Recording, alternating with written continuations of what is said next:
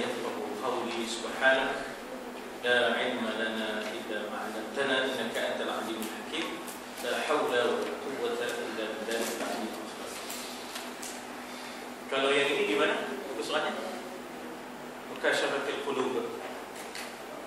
Berarti kat mana? 40? 40? Surah 40? Di mana? Fi maq'adi sidqin 'inda fi maq'adi sidqin 'inda malikin muqtadir, ya. Situ. Itu suratul Qamar.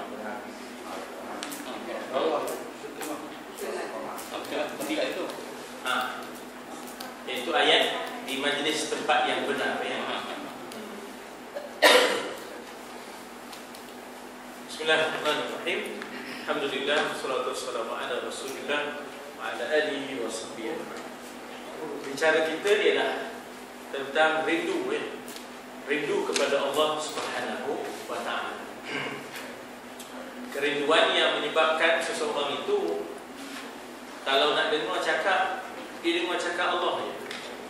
Kalau nak mencari redha, dia mencari redha Allah, ya. Maknanya ekoran ataupun akibat daripada kerinduan ialah kalau dia nak dengar cakap, dia nak dengar cakap yang dia rindui, iaitu Allah. Cakap orang lain kita nak dengar, ya. Kalau dia nak mencari keredaan, yang dicarinya hanyalah keredaan Allah sahaja. Dia tak mau mencari keredaan orang lain, ya. Ada tiga tu yang disebut, ya. Ada tiga, lagi satu. Kalau dia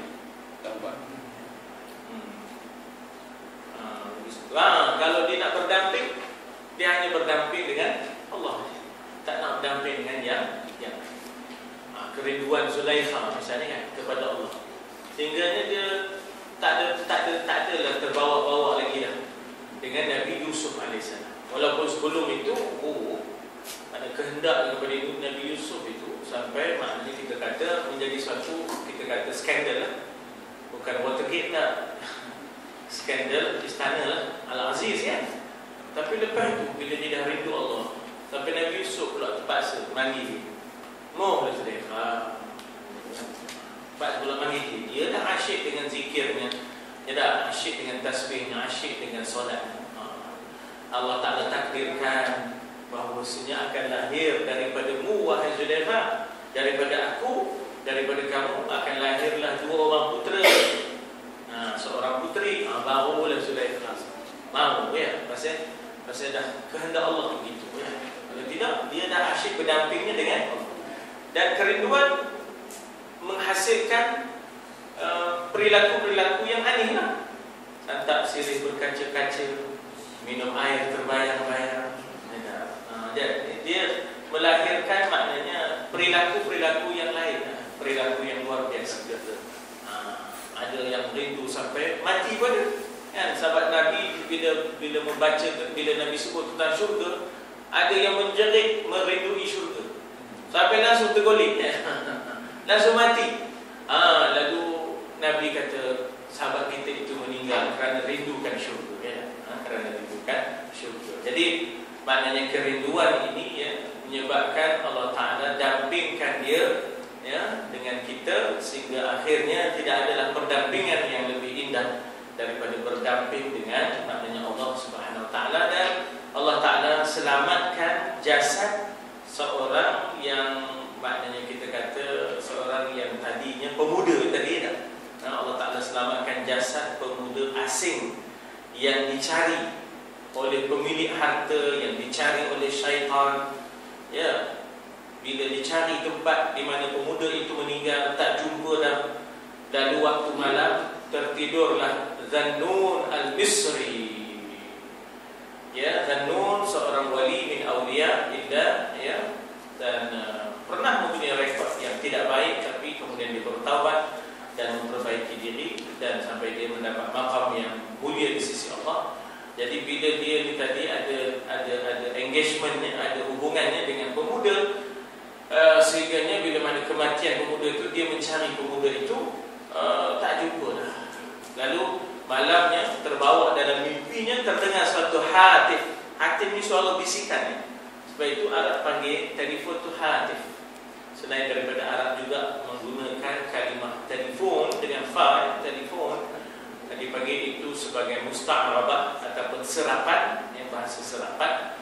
Tetapi Arab juga menggunakan hatif, hatif yadawi. Misalnya hatif yadawi itu maknanya telefon tangan, dipanggil hatif yadawi. Jadi suara itu, dalam suara itu berdialoglah Dhannun al-Misri dengan suara itu. Mana tu jasad pemuda yang meninggal tu, orang asing yang itu, inda malikin muqtadir, fi maq'adi sidqin, dia berada di satu tempat yang benar, yang layak baginya, inda malik, di sisi Allah yang muqtadir, yang maha berkuasa. Disebabkan kecintaan, ketaatan dan taubatnya, maka Allah selamatkan jasadnya daripada diganggu oleh pemilik harta, daripada diganggu oleh syaitan dan sebagainya. Setengah masyayikhah ni ialah syekh. Kalau seorang disebut syekh, ramai jadi masyayikh, masyayikh. Ada yang ditanya tentang seorang yang cinta Allah, dipanggil muhib, orang yang kasih cinta, muhib, maknanya kekasih dipanggil habib, orang yang mengasihi dipanggil muhib. Jadi muhibbuddin maknanya orang yang kasih agama, muhibbuddin, itu maknanya. Aku nak sebut lagi muhib, apa lagi yang ada? Muhibbah, kasih sayang, dipanggil muhibbah. Orang Melayu sebut kadang-kadang mahabbah, mahabbah. Jadi orang ini, bagaimana sifat-sifat muhibbuddin, orang yang muhibbullah, yang cintakan Allah? Orang itu akan sedikit bergaul. Kenapa?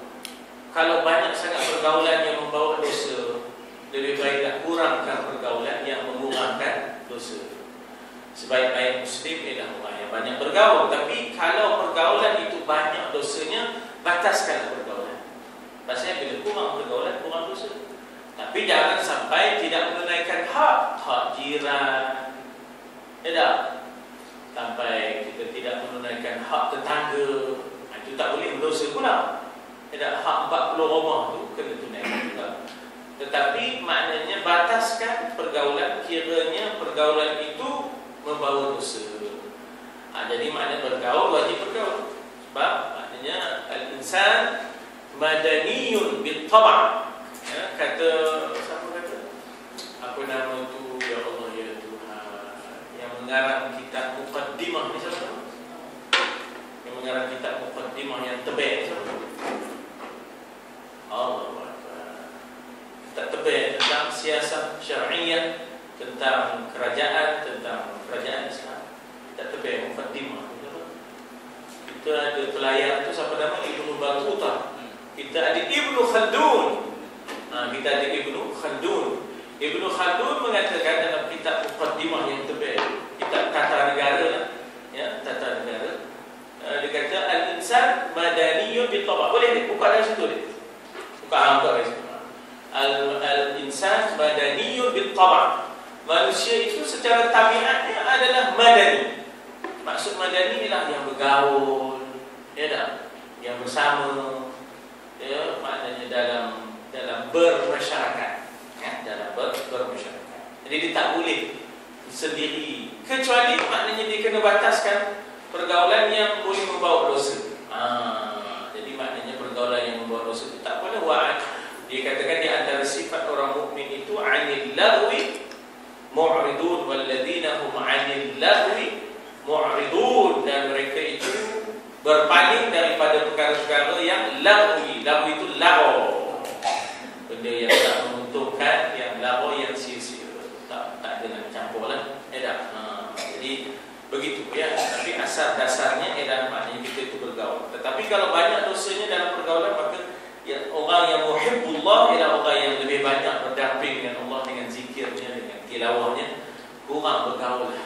Sebab pergaulan yang lago yang membawa dosa kita, banyak menyendirinya, banyak uzlahnya, untuk dia tafakkur fi khalqillah, untuk dia maknanya tafakkur fi ayatillah.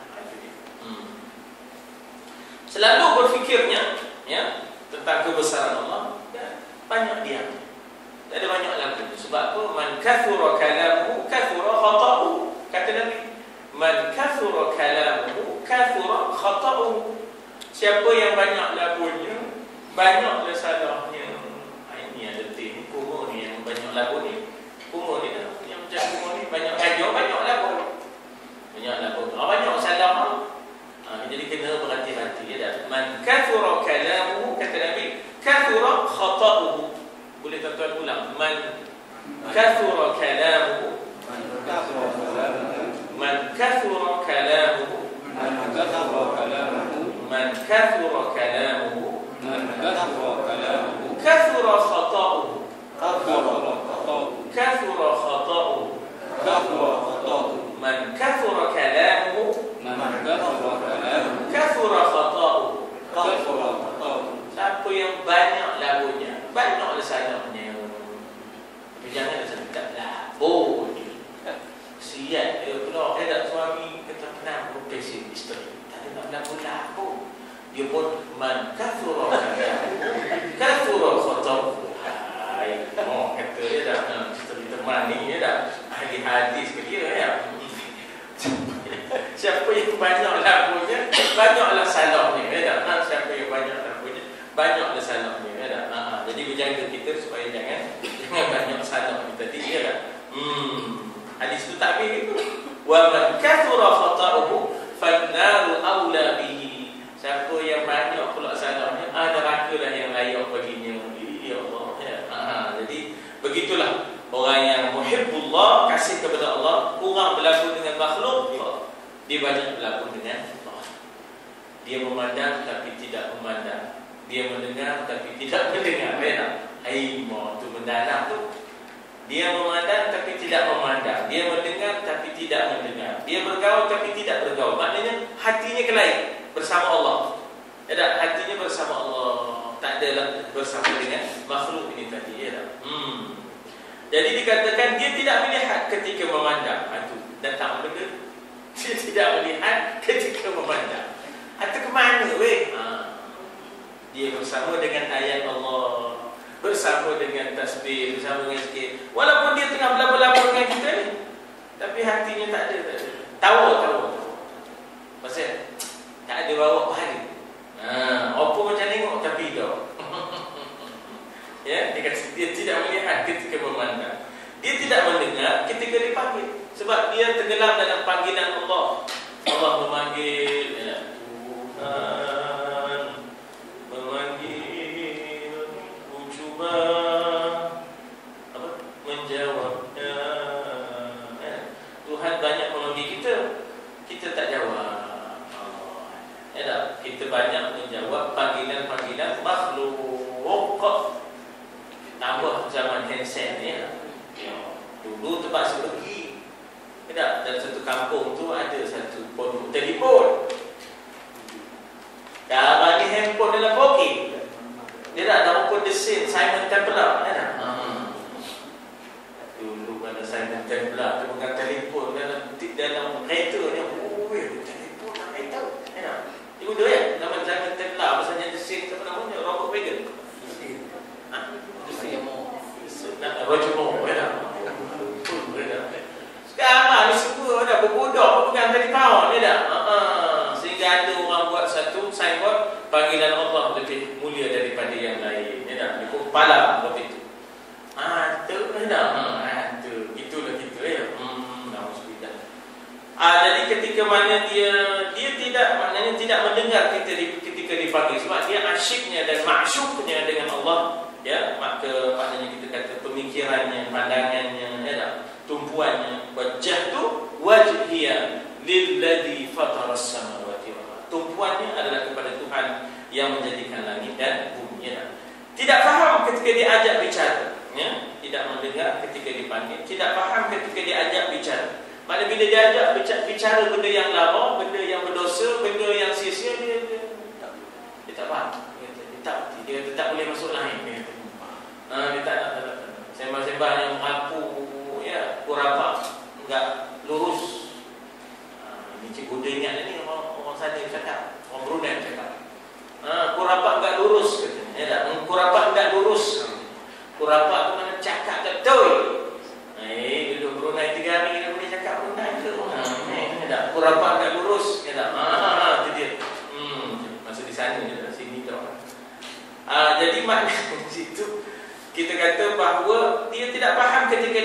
bicara ni maknanya bila diajak bicara benda yang lama, yang sia-sia, yang tak ada mengingatkan pada Tuhan, tak mau dia.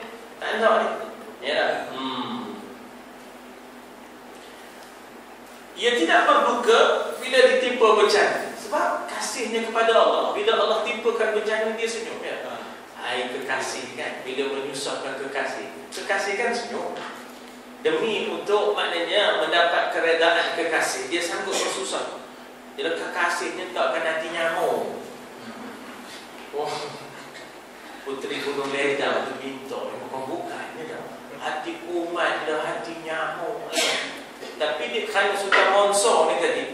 Orang kampung kata monsor kan. Tidak jadi. Oleh kerana Sultan Monsor ni dah kasih, dia sudah mabuk kasih dengan Puteri Gunung Ledang. Hati nyamuk pun hati nyamuk lah, hati kumat pun hati kumat lah. Apa cahaya hati kumat di situ? Hati nyamuk mana apa nak operate di situ kan? OT pun tak ada lagi di situ kan? Tak apalah, ikhtiar kan juga. Yang tak boleh darah alam dia itu yang tak boleh. Kalau nyentuh ke alam dia tak boleh kan? Itulah punya. Faham itu ada sindiran tu. Itu ada sindiran masyarakat itu dalam sastra itu dipanggil apa? Saya dah lupa dah. Sindiran itu dipanggil apa? Bukan kritik sosial di situ, tapi sindiran terhadap raja itu begitu halus caranya, sampai melalui sastra, tidak direct. Sebab masyarakat kita itu terkenal dengan pepatah pepiting, jadi gemuk sangat. Maknanya kita kata sindir je, tak direct, tidak direct. Itu sindiran itu semuanya. Sampai kena ke anak dia, yang apa ni, darah anak dia, tak boleh. Itu tak boleh surrender, tak boleh surrender. Lain tu, ikhtiar nak buat dia tak. Jabatan jabatan emas dah. Daripada gunung Ledang bawa ke Melaka. Itu semua projek mega tu, berapa bilion.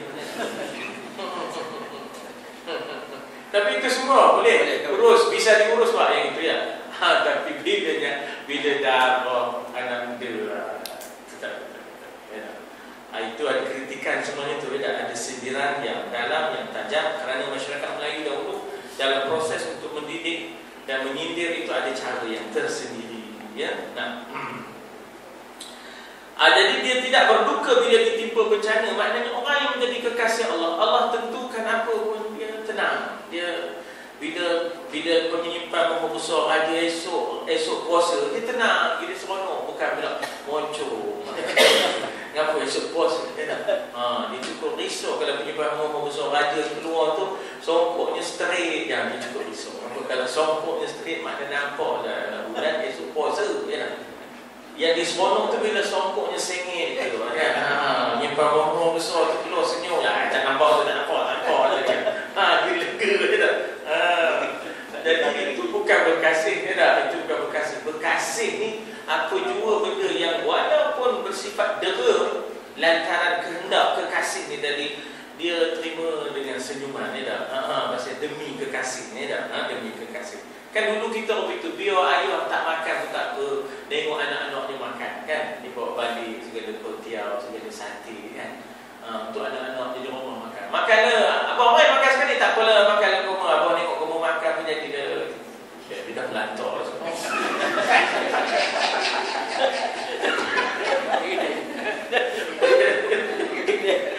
Di kedai kan, tak cucuk habis. Tak apa cucuk habis. Cerita je, takkan dia tak melantar kan, sebentar dia nunggu orang muka je. Allah, jangan sangka baik dah. Jadi dikatakan di situ, dia tidak berduka bila ditimpa bencana. Walaupun susah puasa, walaupun susah maknanya arahan tanggungjawab agama, walaupun ditimpa oleh satu musibah, tapi diterima dengan senyuman. Sebab ini semua menunjukkan inna lillahi wa inna ilaihi raji'un. Alladzina idza asabathum musibatun qalu inna lillahi wa inna ilaihi raji'un. Ketika ditimpa kelaparan, dia tidak mengerti, dia tidak mengerti. Kerana apa? Asyiknya dia, maksudnya dia, dalam bahasa Arabnya dipanggil maksudnya dia, asyik maksudnya dia, dengan segala zikir, dengan segala apa-nya, sehingga 3 hari tak makan dah. Kalau kita jangan Ngelakor dah. Ngelakor ditimpa telanjang, tidak merasa. Maksudnya dalam keadaan bajunya yang sederhana, compang-camping, bajunya yang tak adalah yang lebih daripada itu, ada 2 layer dia, ada selai dia tak ada terasa apa-apa. Sebab apa? Bagi dia sebenarnya ialah makna kita kata berdampingannya dengan Allah, bukan lagi dengan manusia, bukan lagi dengan makhluk. Bila dia bentak, tidak takut, walau yakhsha illallah, yang ditakutnya hanya Allah, wala yakhafun lauma talaim, tidak pernah dia takut kepada celaan manusia, ya. Yang ditakutnya celah Allah juga, ya. Pendeknya dia selalu memandang kepada Allah, tidak kepada makhluk, ya. Dalam penyendiriannya masa dia beruzlah ataupun khulwah, ya, sama ada disebut uzlah ataupun khulwah, ya. Dia panggil uzlah syu'uriyah tamah, uzlah perasaan sempurnanya, uzlah perasaan dia sempurna. Dia suka dan bermunajat kepada Allah. Dia berbanyak sembahnya, ya, lebih banyak sembahnya dengan Allah, serta tidak mempedulikan ahli dunia. Tidak adalah, tidak maknanya kita kata kesah sangat kayaknya ahli dunia. Jadi banyaknya dengan ahlillah, banyaknya dengan Allah, banyaknya dengan kitabullah, banyaknya dengan zikrullah, ya. Banyaknya adalah tafakkur billah, begitu, ya. Ini kedudukan al-muhibbullah, muhibbuddin, ya. Orang yang sudah kasih dan sayang kepada Allah, maka begitulah. Ya, dah tuan-tuan dan puan kan, kadang-kadang kan seorang kalau dah berkasih-kasih, moknya tak peduli dia dah, ayahnya tak peduli dia dah, ada mandi pun tak basah, tidur pun tak rena, udah asyik maksud, dairy-nya penuh dengan nama kekasih. Orang dulu kan ada dairy, bukan ada dairy kan, buka Fatimah, buka Fatimah, buka Fatimah, tak hari jumpa Fatimah, buka Fatimah, buka. Jadi juga dengan Fatimah ni Toronto tuan-tuan, kisah penuh ni, kisah penuh ni. Asyik maksudnya tak ada. Dulu dia ni macam-macam betul kan, ada buat ni dulu dia, sekarang tak ada. Buka Fatimah, buka Fatimah, buka Fatimah. Termak pada Fatimah sini, buka Fatimah. Asyik maksudnya tu, ya. Kalau dah sampai ke tahap itu, ya. Jadi suka dan munajatnya hanya kepada Allah, tak ada dah yang lain, serta tidak mempedulikan ahli dunia. Bukan dia tak bergaul, dia bergaul, tapi perasaannya dah lain. Ya, bukan dia tidak bergaul, dia bergaul. Bukan dia tidak berbuat sesuatu, dia berbuat sesuatu, tapi perasaannya lain. Ya, dia makna bertautnya dengan Allah lain daripada maknanya. Contoh gini lah, senang betul. Kita sembahyang kan, sembahyang itu kita tautkan diri kita dengan Allah. Tak ada pula tengok orang tu gajah duduk ke, gajah mati ke, kemblekat. Tak ada pula tengok kemblekat orang, gajah diri ke, gajah duduk. Tak ada. Tidak, kita tautan kita dengan Allah. Walaupun jasad kita satu saf, dalam saf itu kita bersama dengan manusia, tapi hati kita tidak. Hati kita dengan Allah. Jadi ini maknanya beza, ya. Kita kata bahawa bila mana seorang itu bermunajat dengan Allah, dia tak pedulikan, ya, dia tak pedulikan ahli dunia. Siapa nama? Abbad ibnu Bishrin, ya. Abbad ibnu Bishrin dia diarahkan untuk mengawal perkhemahan Islam, ya. Dan masa dia berkawal dengan Ammar bin Yasir, maka Ammar bin Yasir tidur dahulu, kemudian dia berkawal, ya. Dia tengoknya suasana tenang, dia pun akhirnya suka untuk berdamping dengan Allah dalam solatnya dan dalam tilawah. Jadi digabungkan solat dan tilawah, ya. Asyiknya dia dengan suratul Kahfi, tak ada berpisah daripada Kahfi itu, tak ada berpisah dari sembahyang, walaupun musuh panah dia, ya, walaupun musuh panah dia, kena mana terus hingga sembahyang, tak ada berpisah daripada solat, tak ada berpisah daripada maknanya suratul Kahfi, sampai 3 kali panah. Barulah dia percepatkan sembahyang, barulah dia gerak, ya, kawannya Ahmad terkejut, Ahmad lari kawan dia dah. Jadi maknanya di situ apa tu? Maknanya kerana asyiknya dia, rindunya dia, gemurnya dia dalam munajat, sehingga dia lupa, ya. Dia kata dia fikir keselamatan kemah, keselamatan sahabat, keselamatan Rasulullah. Kalau keselamatan dirinya dia dah tak peduli dah. Untuk keselamatan dirinya dia tak peduli. Biar dia mati dalam kahfi pun tak peduli. Biar dia mati dalam sembahyang pun tak peduli. Oh ya Allah, itu Jumaat. Dah berzikir pun tengok orang kita. Ya dah? Dah zikir, subhanallah, subhanallah, subhanallah. Tak apa datang. Subhanallah. Kita zikir kita pun tak berani tengok orang. Semayang tengok sejadah. Semayang Cina punya keliran pun. Tapi panjang, kita orang beli tengok taping ke? Tengok sejadah panjang kan? Semayang pun tengok sejadah, mikir. Tahu lah kita ni.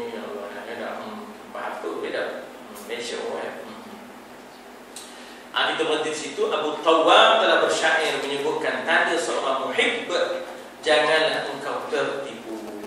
Seorang kekasih punya tanda, maknanya bukti yang dia benar kasih ialah apa dia? Antara lain, ia punya hadiah untuk kekasihnya. Ia punya hadiah untuk kekasih. Ada sesuatu yang dipersembahkan. Bukan bila berjumpa kekasih itu kosong je kan. Tak ada, tangan kosong je. Dating maksudnya. Ya tak? Maknanya tangan kosong. Tak ada subhanallah, tak ada zikir, tak ada qul huwallah. Ya tak? Habis semayang, coy. Ya tak? Sebelum semayang tak ada selawat, tak ada qul huwallah, tak ada qul a'udzu birabbin nas. Ya tak? Habis semayang, assalamualaikum warahmatullahi wabarakatuh. Coy. Ya tak? Coy, ni apa itu? Jadi langsung tak ada persembahan-persembahan berupa tasbih, berupa zikir, berupa tahmid dan sebagainya. Jadi sebenarnya seorang kekasih punya tanda. Apa tandanya? Punya hadiah untuk kekasihnya. Pahit badannya dirasa nikmat. Bukan dia mengeluh. Ya tak? Orang kalau berkasih sayang, ya tak? Tak ada dia merasa mengeluh. Walaupun susah lantak di kekasih itu, ya tak? Seorang suami yang kasih pada isteri, walaupun susah dibuat isteri itu, tak ada dia rasa gembira dan dapat serve, dapat memberikan khidmat kepada isteri. Dia rasa seronok. Ya tak? Seorang isteri pun itulah. Tak ada pula dia ngelusai, ya tak? Ngelusai. Racun pun tahu. Suaminya balik-balik minta teh tarik kan? Racun pun tahu. Nak dia racunnya. Kisah benar lah kan? Saya pun cerita kisah benar saya. Pula dah mana macam mana dah. Ada betul dia berkrisis suami isteri macam mana? Ya Allah. Jadi dia memanggil saya untuk menyelesaikan persoalan. Tiba-tiba suami balik. Suami balik tu kan minta dia tarik ni. Kita minta dia tegur je. Racun kau tahu kata kan. Mana kasih sayang tak ada dah tu kan tak? Kira nunggu mati dia tu kan tak? Tumpul lagi tu kan? Padan tu kan? Jadi orang yang berkasih sayang, dia tak akan rasa susah apa yang kehendak kekasihnya, dan dia rasa nikmat daripada bada ya? Dia rasa nikmat, diterima gembira apapun yang dia, yakni Allah berbuat. Ya tak? Apa yang Allah Ta'ala berbuat itu, ya, sama ada sarra, darra, ya tak? Maknanya mereka itu terima dengan kegembiraan. Tidak diberi pun tidak apa-apa. Yang penting perdampingan. Kalau ada doa-doa yang tidak dikabulkan, ada permintaan yang tidak dimustajabkan, tak apa-apa. Yang penting dia ingin sentiasa bermunajat dengan Allah. Bukan sangat win-win situation tu. Ya, bukan nak win-win situation tu. Teman dah minta ini, bila pula laranya. Tak ada. Kan setengah orang itu dengan Tuhan tu macam ada bargaining, ya tak? Sama dah banyak kali main ajak, tak ada nampak, tak mandang, meracun. Tak ada apa itu. Dia nak maknanya dia berdoa berurusan itu supaya nampak sifat hamba, sifat bergantung kepada Allah dan nak berdamping-damping dengan Allah. Tidak diberi pun tidak apa-apa. Kefakiran dianggap penghormatan, sebab dengan fakir banyak menyebut nama Allah. Dengan fakir dia tidak tamak. Dengan fakir maknanya dia lebih hampir ya kepada Allah. Kau lihat keinginannya hanyalah mentaati kekasihnya. Soal pahala, soal syurga, itu tidak menjadi perhitungan. Bagi dia nak mentaati. Allah suruh sembahyang, dia sembahyang. Itu orang suruh puasa, dia puasa. Nak dapat itu, nak dapat ini, itu tidak diperhatikan. Kau lihat mukanya berseri, hanya si dia yang ada di dalam hatinya. Ma fi qalbi ghairullah. Yang kita selalu sebut, ma fi qalbi ghairullah. Nur Muhammad sallallahu alaihi wasallam. Tidak ada dalam hati itu melainkan Allah. Dan petunjuk Nabi Muhammad itulah, ya, dan petunjuk Allah Nabi Muhammad itulah yang menjadi ada di dalam dalam hati dia. Jadi hanya dia yang ada di dalam hati. Ya dah. Dia taat segala ucapannya, iaitu ucapan Allah Subhanahu Wa Taala. Yes sir, alright sir. Ya dah. Sami'na wa ata'na. I'm your obedient servant. Ya dah. Saya lah yang menurut perintah. Ini dia yang ada kepada orang yang muhib, ya dah, yang menjadi kekasih Allah Subhanahu Wa Taala. Wallahu a'lam.